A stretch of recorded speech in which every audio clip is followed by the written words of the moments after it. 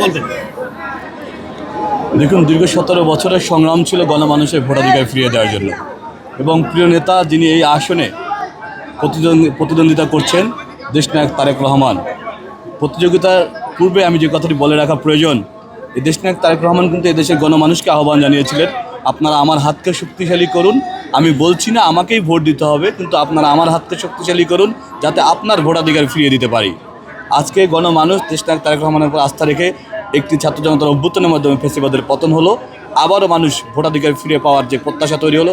আমি দৃঢ়ভাবে বিশ্বাস করি যে এই দেশনায়ক তারেক রহমানের আহ্বানে আজকে সমগ্র বাংলাদেশের মানুষ একটি অভ্যুত্থান ঘটিয়ে ভোটাধিকার ফিরে পাচ্ছে। সুতরাং একটি হক তৈরি হয়েছে দেশনায়ক তারেক রহমানের, একটি অধিকার তৈরি হয়েছে দেশনায়ক তারেক রহমানের।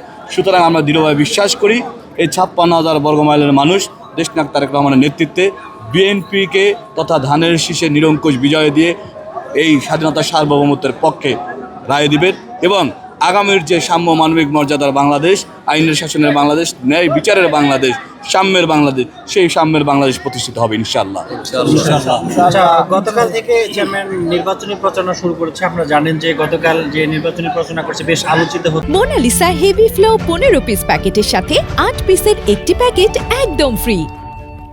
সব জায়গায় সোশ্যাল মিডিয়া, গণমাধ্যমে এবং 17 ঘন্টায় 7টা সমাবেশ তিনি করেছেন। তো সব মিলিয়ে নির্বাচনী আবহাওয়া তৈরি হয়েছে, কেমন দেখছেন আসলে? দেখুন, যারা আমাদের সিনিয়র সিটিজেন তারা ইতিমধ্যে বলেছেন এ যেন শহীদ রাষ্ট্রপতি জিয়াউর রহমানের প্রতিচ্ছবি। শহীদ রাষ্ট্রপতি জিয়াউর রহমান যেমন গ্রাম থেকে গ্রামান্তরে হেঁটে বেরিয়েছেন, ঠিক দেশনায়ক তারেক রহমান তার আদর্শের উত্তরাধিকার, রক্তের উত্তরাধিকার হিসেবে গতকালকে প্রমাণ করেছেন। 60টি জনসভা করে, এবং তার মধ্যে কোনো ক্লান্তি ছিল না, তার মধ্যে কোনো প্রকার যে অবহেলা, অবজ্ঞা কোনো কিছুই ছিল না। এবং আমরা দেখেছি স্বতঃস্ফূর্তভাবে গণমানুষের অংশগ্রহণ। আমরা দেখেছি সিনিয়র সিটিজেন যেভাবে এসেছেন, যেভাবে হাজী সাহেবরা এসেছেন, ঠিক একইভাবে সকল ধর্ম বর্ণ গোত্র নির্বিশেষে এসেছেন।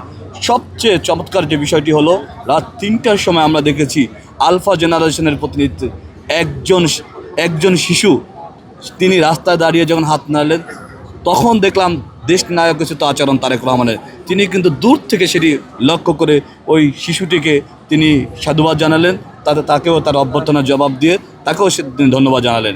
এটা প্রমাণ করে যার চোখ এড়ায় না রাত 3টার সময় একটি শিশুকে, যার চোখ এড়ায় না কে ওখানে হাজী সাহেব রয়েছে, যার চোখ এড়ায় না এখানে সকল ধর্মবর্ণ গোত্র নির্বিশেষে কে অন্য ধর্মাবলম্বী রয়েছেন, সকল ধর্ম বর্ণ গোত্র নির্বিশেষে যিনি সবাইকে সমবেত করতে পারেন, বাংলাদেশ তার হাতে নিরাপদ।